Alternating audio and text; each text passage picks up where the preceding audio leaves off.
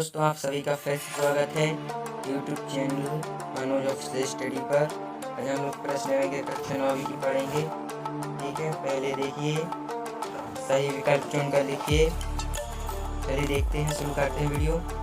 पहला है, जहाँ एक शब्द बार बार आए किंतु उसका अर्थ है हर बार अलग अलग हो, वहाँ अलंकार होता है।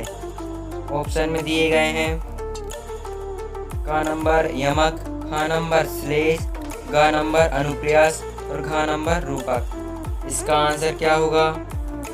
इसका आंसर है का नंबर यमक अलंकार। ठीक है दोस्तों, तो दूसरा देखते हैं। पी पर पास सरस मंडोला में अलंकार है। इसका आंसर है का नंबर उपमा अलंकार। देखते जाना, पूरा वीडियो लास्ट तक देखना। ये आपको IMP क्वेश्चंस हैं, पूरा लास्ट तक देखना। ठीक है दोस्तों, मैं आगे तीसरा पढ़ रहा हूँ, देखना। तीसरा नंबर, जहाँ एक ही शब्द के एक से अधिक अर्थ होते हैं वहाँ अलंकार होता है। कौन सा अलंकार होता है दोस्तों? यहाँ पर श्लेष अलंकार होता है। ठीक है, अब चौथा पढ़ते हैं। काव्य की शोभा बढ़ाने वाले तत्वों को कहते हैं, क्या कहते हैं? इसका आंसर खा नंबर अलंकार। ठीक है दोस्तों, अब पांचवा देख लेते हैं। चारु चंद्र की चंचल किरणें में कौन सा अलंकार है? इसका आंसर है गा नंबर अनुप्रास अलंकार। ठीक है दोस्तों, वीडियो पूरा लास्ट तक वॉच करना। ये आपको पेपर में 9th क्लास के 100% पूछे जाएंगे। आइए छठवा देखते हैं। काव्य के भेद माने गए हैं। कितने काव्य के भेद माने गए हैं? का नंबर 2 भेद माने गए हैं। ठीक है दोस्तों, देखते हैं अभी सातवां देखते हैं। सातवां देख लेते हैं जल्दी से। सातवां, प्रबंध काव्य के प्रकार होते हैं। कितने होते हैं? खा नंबर 3। आठवां देखिए, रसात्मक वाक्यम काव्यम परिभाषा किसने दी थी?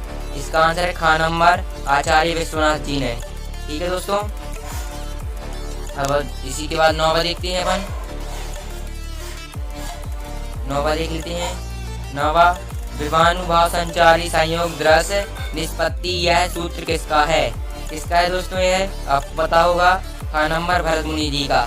ठीक है दोस्तों, अब 10वां और देख लेते हैं। ये 10वां, रस के अंग हैं। रस के कितने अंग हैं दोस्तों? आपको पता होगा, रस के 4 अंग होते हैं। ठीक है, अब आगे देखते हैं। प्रश्न बैंक प्रश्न दूसरा, रिक्त स्थानों की पूर्ति कीजिए, सही चुनकर लिखिए। ठीक है, इसको कर रहे हैं, अब ध्यान से स्क्रीनशॉट या फिर नोट करते जाना। पहला है, अलंकारों का अनावश्यक प्रयोग कविता के सौंदर्य को खाली स्थान करता है। क्या करता है? इसका आंसर है वृद्धि। ठीक है दोस्तों, अब दूसरा देखते हैं। दूसरा, उपमेय में उपमान का आरोप खालिस्तान अलंकार होता है। इसका आंसर क्या होगा? इसका आंसर है रूपक। ठीक है दोस्तों, लास्ट तक वॉच करना प्लीज है। अब तीसरा देखते हैं। अलंकार का सामान्य अर्थ खालिस्तान है। क्या है? गहना। अलंकार का सामान्य अर्थ गहना है। ठीक है दोस्तों, आपको ये पता ही होगा। अब आगे देखते हैं, इसी खालिस्तान है और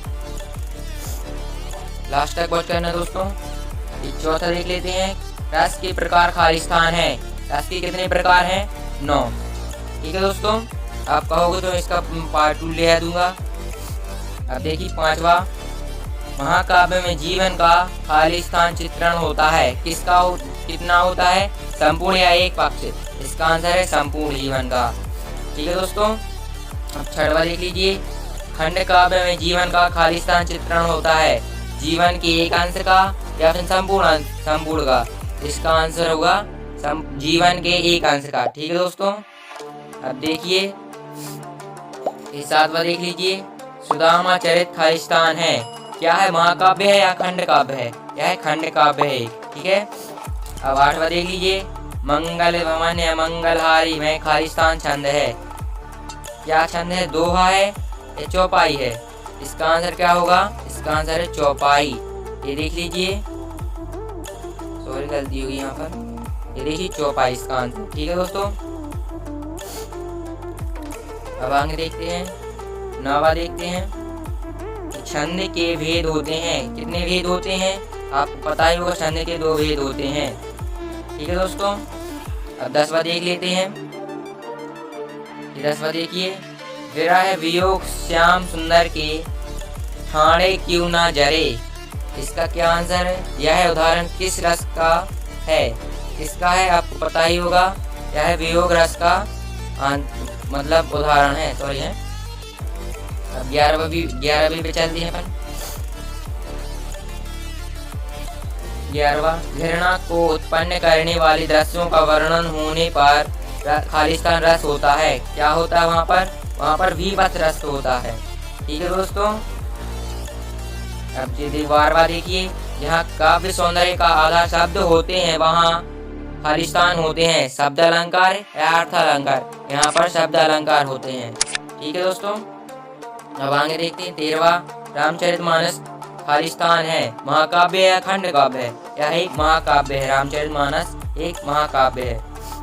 ठीक है। अब 14वां देखते हैं, मात्रिक छंद में खालिस्तान की गणना की जाती है, वर्णों की या मात्राओं की? इसका आंसर है मात्राओं की गणना की जाती है। अब देख लेते हैं 15वां और खालिस्तानी लास्ट है। रंगमंच पर अभिनय देखकर आनंदभूति खालिस्तान काव्य की होती है, दृश्य की या श्रव्य की? यहाँ पर दृश्य काव्य होगा। ठीक है। अब आगे देखते हैं क्या है, ये आएंगी सही जोड़ी। आपको हर बार पूछी जाती है पेपर में, इस बार भी पूछी जाएंगे। ठीक है दोस्तों। चलो स्टार्ट करते हैं। ये सही जोड़ी है, आ नंबर ए है और ये बा नंबर है। ठीक है दोस्तों। चलिए वीडियो स्टार्ट करते हैं। रसात्मक वाक्यम काव्यम ये किसने दिया था? इसका आंसर है ग नंबर आचार्य विश्वनाथ जी ने। ठीक है दोस्तों। दूसरा है महाकाव्य, महाकाव्य का क्या होगा? महाकाव्य का होगा का नंबर कामायनी। ठीक है दोस्तों। इसका यह था। अब देखिए तीसरा है पंचवटी, पंचवटी क्या है? एक खंड काव्य है। ठीक है दोस्तों। अब चौथा देखिए मुक्त काव्य क्या है? यह एक पूर्वार पर है, पूर्वार पर संबंध है। ठीक है दोस्तों। 5वां देख लिए दोहा, दोहा क्या है? एक मात्रिक छंद है। ठीक है दोस्तों। अब 6वां देखिए रामायण क्या है? रामायण एक महाकाव्य है। ठीक है। अब इसी के आगे और देखते हैं क्या है। इसमें भी सही जोड़ी है जो हर बार पूछी जाती है, इसलिए मैंने यही किया है। अब देखिए काव्य की शोभा बढ़ाने वाले तत्व क्या कहलाते हैं? अलंकार कहलाते हैं। यह क्या कहलाते हैं? अलंकार। श्लेष का अर्थ है, श्लेष का अर्थ क्या है? चिपका हुआ। छंद के प्रकार कितने हैं? 2। इसका आंसर है का नंबर 2। अलंकार शब्द का सामान्य अर्थ है, क्या है इसका अर्थ? आभूषण। ठीक है दोस्तों। अलंकार शब्द का सामान्य अर्थ आभूषण है 4 नंबर। ठीक है। वर्णिक छंद वर्णों की गणना। ठीक है। 6 नंबर छंद से बनी रचना क्या कहलाती है? यह एक काव्य कहलाती है। ठीक है दोस्तों। स्क्रीनशॉट लेते चलना या फिर नोट करते चलना, यह आपको परीक्षा पूछे जाएंगे, IMP क्वेश्चन है। ठीक है दोस्तों। अब और देख लीजिए गणों के रूप होते हैं, कितने होते हैं? गणों के रूप 8 होते हैं, ग नंबर। ठीक है। छंद के प्रकार, छंद के कितने प्रकार हैं? 2। ठीक है दोस्तों। स्क्रीनशॉट लेते चलना या नोट करते चलना। 3 वर्णों के समूह को क्या कहते हैं? गण कहते हैं। ठीक है दोस्तों। चौथा देखिए महाकाव्य के कम से कम 8 सर्ग होते हैं, का नंबर। ठीक है दोस्तों। 5वां देखिए 5वें कविता का बाह्य रूप क्या है? कविता का बाह्य रूप अभिव्यक्ति है। ठीक है दोस्तों। श्रव्य काव्य के भेद कितने हैं? का नंबर प्रबंध काव्य व मुक्त काव्य। बस इतना ही। चलिए आगे देखते हैं। एक और सही जोड़ी है, आप लोग एक वाक्य में उत्तर है, आप देखते चलना। अब आगे देखते हैं एक वाक्य में उत्तर। ठीक है दोस्तों। चलिए स्टार्ट करते हैं। एक वाक्य में उत्तर आपको पूछे ही जाते हैं, इसलिए बता रहा हूं मैं। पहला क्या है? महाकाव्य का कथा वस्तु यानी कलवर कैसा होता है? इसका आंसर क्या है? यह है विस्तृत। देखिए मैं लिख रहा हूँ, विस्तृत होता है। ठीक है दोस्तों, नोट कर लेना। ये पहले का आंसर था। अब दूसरा देखते हैं, गोस्वामी तुलसीदास के प्रमुख महाकाव्य का नाम क्या है? इसका क्या आंसर है? मैं लिख रहा हूँ, देखते चलना। इसका आंसर है रामचरितमानस।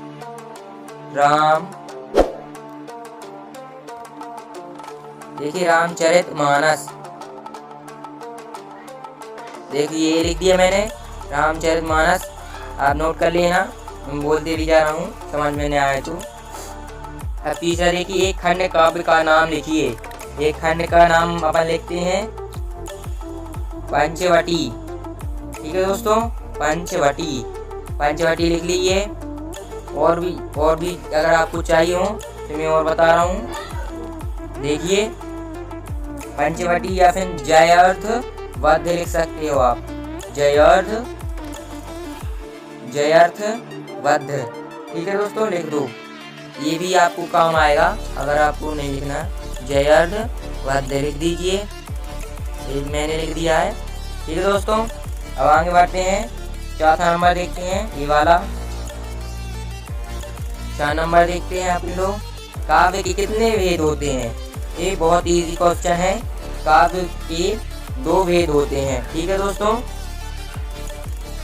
ठीक है, दृश्य काव्य और खंड काव्य। ठीक है, आपको पता ही होगा, इसलिए मैंने बता दिया। अब देखते हैं 5वां, प्रबंध काव्य के कितने भेद होते हैं? ये भी आसान है। प्रबंध काव्य के 3 भेद होते हैं। देखिए मैंने लिख दिया, 3 भेद होते हैं। आप लिख लेना, नोट कर लेना, 3 भेद होते हैं। ठीक है दोस्तों, अब अपन आगे देखते हैं ये क्या है। इस 6वां नंबर, मुक्तक काव्य के भेद बताइए तथा उनके नाम लिखिए। ठीक है, मुक्तक काव्य के हम लिखते हैं ना, दो भेद होते हैं। 2 भेद। ठीक है, ये पहले लिख लीजिए। इसके अपन उनके नाम लिखते हैं। एक गेय मुक्तक लिख दिए। एक दूसरा है, मैं बता रहा हूँ, एक गेय मुक्तक हो गया और दूसरा क्या है, वह पाठ्य मुक्तक। ठीक है, लिख दीजिए आप भी, पाठ्य मुक्तक। ये 6वीं का आंसर है। ठीक है दोस्तों, मुक्तक लिख दीजिए। अब 7वां देखिए, 7वां देख लीजिए, चरण सरोज पखारन लागे में कौन सा अलंकार है? 7वां में है आंसर रूपक अलंकार। ठीक है, लिख लीजिए, रूपक अलंकार। आपको पूछे जाती है IMP क्वेश्चन है भाई लोग, अच्छे से याद कर लेना भाई। अभी 16 मार्च से अपनी परीक्षा है। ठीक है दोस्तों, आगे बढ़ते हैं। अब 8वां देख लीजिए। ये 8वां देखिए, रस के प्रमुख अंगों कितने हैं? कितने हैं आप लोगों को पता ही होगा। इसका आंसर है 4। रस के प्रमुख अंग 4 हैं। 4। ठीक है, 4 अंग लिख लीजिए। ठीक है दोस्तों, अब 9वां देखते हैं अपन। जिस काव्य का आनंद पढ़कर या सुनकर लिया जाता है उसे क्या कहते हैं? ये बहुत इजी क्वेश्चन है। उसे हम रस कहते हैं। ठीक है, उसे हम रस कहते हैं। ठीक है दोस्तों, लिख लेना आप लोग। तो लास्ट देखते हैं श्रृंगार, ये वाला 10वां देखते हैं। श्रृंगार रस का स्थायी भाव क्या है? लिखिए, श्रृंगार रस का स्थायी भाव, इसका बहुत आसान है। श्रृंगार रस का स्थायी भाव रहती है, ये सबसे पहले वाला 1st नंबर पर आता है। श्रृंगार, बहुत से आते हैं, आप लिख लेना। अगर आप मेरे वीडियो पर नहीं हो तो चैनल को लाइक शेयर सब्सक्राइब प्लीज ध्यान से कर लीजिएगा। आपको इसका पार्ट 2 चाहिए होगा तो कमेंट कर देना, इसके ऊपर पार्ट 2 भी बना दूंगा। थैंक यू, धन्यवाद।